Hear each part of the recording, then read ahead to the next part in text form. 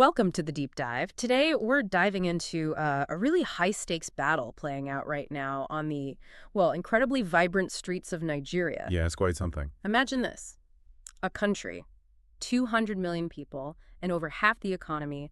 It just thrives, off the books in the informal sector. Street vendors, bike riders, those little corner shops. That's the real engine for so many people. Exactly. And this is the battleground. It's not just finance, it's a profound fight for the wallets, the actual daily cash of everyday Nigerians. And the contenders couldn't be more different, really. Right. We've got Zenith Bank, this absolute titan of traditional banking, going head-to-head with OPay, a fintech powerhouse that's just, well, completely shaken things up. It's the classic legacy versus velocity story playing out in real time, tradition versus disruption. And what grabs me isn't just the market share, which is huge, but the core philosophies driving them. It's like a real-world masterclass in strategy, isn't it? How established power deals with agile, maybe even purpose-driven innovation. It really is. This isn't just another business war. It feels like it's about the future of financial access itself, especially in such a dynamic economy like Nigeria's. Absolutely. So let's break down the players. On one side,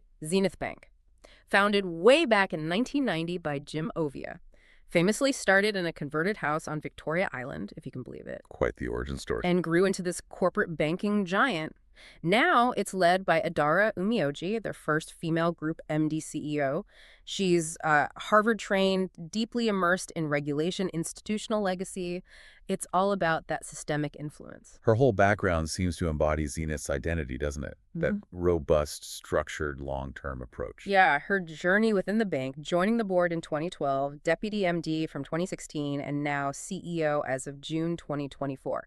It really speaks to that deep-rooted vision, building strength over decades. A formidable institution, no doubt. Okay, so if Zenith is the fortress, the established power, OPay is like the agile insurgent, right? Launched in 2013, Chinese founder Zhu Yahui, but led locally by Akanmu. And they didn't just enter the market. No way. They blitzed it, especially the urban streets. And how? Well, aggressive agency banking, using local shops, individuals as mini bank points. Making banking accessible right where people live and work. Exactly. Plus ultra-low fees, super fast app onboarding, all aimed squarely at the millions who were, frankly, just left out by the traditional banks. It's a classic disruption playbook. Find the massive underserved market, then build something specifically for them rather than trying to tweak an old model. So our mission today is to really get under the hood, look at the backgrounds, the values, the strategies of these two giants, and hopefully pull out some solid lessons for anyone interested in business strategy. Sounds good. Where do we start? With the old guard. Let's start with Zenith. That journey from the converted house in 1990 under Jim Ovia, they built an empire, really. Focused on stability, serving the formal economy, big corporate relationships. That's right. It's textbook traditional growth. Building trust, influence, focusing on those high-value corporate deals. The bedrock of the formal system. And now, Adaora Umeoji is at the helm, born 1974 Nigerian. Her academic background is seriously impressive. Sociology, accounting, law, MBA. Then Jos, Calabar, Bays, Salford, Harvard, Columbia, MIT, Sloan, Wharton. It's quite a list. Wow. And her doctorate was on inspirational leadership. That tells you something. It really does. It seems to have shaped her whole management, philosophy, mentorship, ethical banking, building for the long haul. It's not just about collecting degrees, is it? It suggests a real belief in structured knowledge, a systematic way of leading, building something robust, responsible, enduring. And she's clear about her commitment. She actually said, from the moment I joined Zenith board in 2012, deputy MD from 2016, CEO in June 2024, I was committed to combining institutional strength with inclusive innovation. That quote nails the challenge, doesn't it?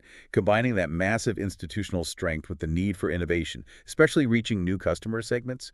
How do you do that without losing what made you strong? So what's Zenith doing under her leadership?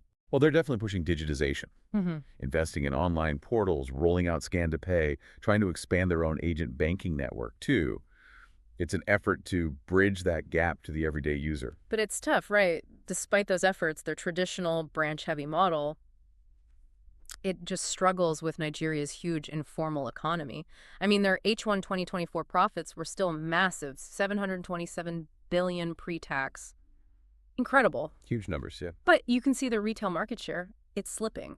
That's the dilemma. It really is. It's like the classic innovator's dilemma. You're optimized for one thing, corporate banking in this case, and it's incredibly hard to shift gears, overcome that internal inertia, that culture, to properly serve a totally different, more fragmented market. Their strength in one area doesn't just automatically transfer over. It's a major hurdle. A powerful lesson for any big established player, really. Okay, let's pivot. The new wave. OPay. Launched 2013, founder Zhu Yahui, but locally driven by Olu Akanmu. And his background is fascinating: telecom, manufacturing, healthcare, not traditional banking. Yeah, and that's probably key. He came in with fresh eyes, maybe less burdened by, how banking is supposed to be done. And a really clear mission, right? Absolutely. Financial inclusion. Yeah. Plain and simple. Targeting that huge group, what is it, 55% of Nigerians without formal bank accounts. He put very directly himself, at OPay, we're building a financial rail for everyone: merchants, bike riders, delivery agents, low fees, fast onboarding, local reach. That's our strength. And they translated that strength into action, especially after the SoftBank backing came in around 2021. That really fueled the fire. The growth was just staggering. By 2023, what was it, over 30 million users? Yeah, 30 million users, 500,000 agents out there, 300,000 merchants signed up in just 10 years. The scale is mind-boggling. And then came that critical moment, the tipping point. Nigeria's cash crunch in 2022-23. Oh, yeah, that was huge. ATMs were empty, old banks were struggling. And OPay, with its agents everywhere, suddenly became, well, a lifeline for so many people just trying to do daily transactions. It absolutely was. That crisis basically proved their model. Yeah. It showed the weaknesses in the old system and validated OPay's agile, agent-first approach. They were there when people needed them most. That builds incredible loyalty. It really was their moment, a textbook example of disruption meeting a real-world need. So this contrast between the leaders, it's stark, isn't it? Almost like characters in a play. It really is. You've got Adaora Umeoji at Zenith. Her whole approach feels rooted in regulation, hierarchy, even philanthropy. She founded the Pink Breath Cancer Care Foundation, focuses on mentoring bankers. It's about stability, service, systemic influence, building from the top. Yeah, ensuring the whole system works ethically, contributing to broader development, like tending a carefully cultivated forest, perhaps. Right. She even said, my work isn't just about profit. It's about developing the bank, uplifting communities, pushing the standards of banking in Nigeria. That's a long-term institutional view. And then you flip to Olu Akanmu at OPay. The language is totally different. Totally. He talks about blitzkrieg scaling, product market fit, modular expansion, ecosystem building. It's restless, agile, incredibly purpose-driven. And he's pulling ideas from everywhere, right? Okay. Telecom, consumer goods, applying those lessons directly to finance. It's less about perfecting the existing system, more about rapidly building a new one. Right. Like planting thousands of seeds everywhere. Exactly. He said, be purpose-led, solve social problems, innovate fast, create inclusion. That's how you scale impact. Speed and immediate access are key. So you have these two deeply contrasting philosophies.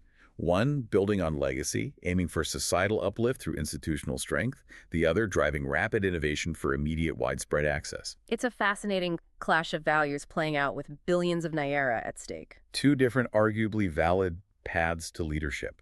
One perfecting the system, the other disrupting it to reach everyone left out. So where's this battle actually being fought? Forget the fancy boardroom. Yeah, it's on the streets. Yeah. Literally. OPay's ground game. It's just relentless. Their agent network is everywhere. They recruited door-to-door, signed up small shops, made onboarding instant via USSD. Just dialing a code on any phone, even a basic one. No smartphone needed, no internet required for the basic stuff. That's crucial. Right. Or the app if you have it. Fees, almost nothing. And the trust comes from dealing with that local agent you see every day, face-to-face. That human touch, that embedding in the community, that's their superpower. Traditional banks, with their formal branches and processes, they just can't easily replicate that level of grassroots trust and convenience. OPay is there. Meanwhile, Zenith is trying to adapt. They're pushing their scan to pay, other e-channels, trying to make their branches more efficient. But it feels slower, doesn't it? Yeah. Legacy bound, as you said. The sheer weight of the existing structure, the ingrained culture, it just makes rapid pivots harder. Definitely. So the real war front isn't about complex financial instruments. It's the delivery driver paying for fuel, the market trader accepting payment, the person sending small amounts of money home. It's the pulse of the informal economy. And winning there, winning that daily transactional flow, that's the key to becoming essential for millions. It highlights that crucial need to understand and win the grassroots, not just rely on the formal channels. This whole fight hasn't been smooth sailing either, has it? There have been bumps. Oh, absolutely. Remember April 2024? Regulators suddenly slammed the brakes on new customer onboarding for several fintechs, including OPay. Right, the KYC scrutiny, know your customer checks, making sure identities are verified properly to combat fraud. That must have been a massive shock to OPay's system. It definitely shook their distribution network, a major tremor. Could have been disastrous for a less agile company. But they bounced back, didn't they? By June 2024, they were back up and running, full operations resumed, reportedly stronger than before. Which says a lot about their resilience, their adaptability. They faced a huge regulatory hurdle, seemingly addressed the concerns, and got back in the game quickly. That's impressive. And you contrast that with Zenith. Again, they are trying to digitize, but it's just harder, slower. They're navigating complex existing regulations, fighting that internal re-entry inertia, the deeply set branch culture. It's like trying to teach an old dog new tricks, but the tricks involve moving at lightning speed. Legacy offers stability, but often sacrifices that nimbleness. It's such a stark lesson. Disruption comes with risks, like regulatory crackdowns, but resilience can overcome them. And legacy structures, even with the best intentions, face immense inertia. Yeah, it's a powerful dynamic. Yeah. We'll try a little thought experiment to really feel it. Yeah. Picture Adaora Umeoji. She's in the Zenith Heights boardroom. High-level strategy, maybe using those Harvard frameworks, looking at complex market data. Got it. Big picture stuff. Then she steps out into the Legos heat, the hustle, walks into a busy corner shop, and sees OPay handling almost every small transaction. The airtime top-ups, the bill payments. How does that feel? Right. A disconnect between the macro strategy and the micro reality on the street. Okay, now the contrast. Now picture Akanmu. He's not in a boardroom. He's maybe riding pillion on a motorbike with an OPay agent. Okay. He's seen firsthand how people pay, how agents earn their commission, hearing directly about their challenges, building that understanding of trust from the ground up, not from a report. Wow. Yeah, that's a powerful contrast. One looking down from the heights strategically, the other immersed in the grassroots reality. Exactly. It shows the different worlds, different sources of insight driving their strategies. Adaora's systemic view versus Olu's hyper-local, user-centric focus. It really underlines why their approaches are so different. So where does this leave us? What are the stakes now, say mid-2025? And what's coming next? Well, the current picture seems pretty clear, right? Zenith still dominates corporate Nigeria. The big companies, government contracts, major commerce, that's their stronghold. Rock solid there. But OPay has captured the everyday, the small, high-frequency transactions, airtime, transport fares, small merchant payments. That's increasingly flowing through their ecosystem. So it's more than just bank versus fintech now. Oh, much more. It's institutional hierarchy versus grassroots trust. It's Adora's measured, legacy-building approach versus Akanmu's sheer velocity and market penetration. And the war's not over. Both sides are investing heavily, aren't they? Absolutely. AI, using big data for personalization, looking at expansion across West Africa, trying to lock in agent loyalty. They're both aiming for the same ultimate prize: dominance across a board, transactions, credit, linking into e-commerce. So for you listening, maybe you're an aspiring strategist. Right. What are the big takeaways here? I think it shows there isn't just one way to win. Zenith's path and OPay's path are radically different, but both are vying for leadership. It really hammers home the importance of knowing your segment, playing to your strengths. And the absolutely critical role of technology, yes, but also trust. How you build it, where you build it. Maybe that's the biggest factor. It could well be. Success isn't one size fits all.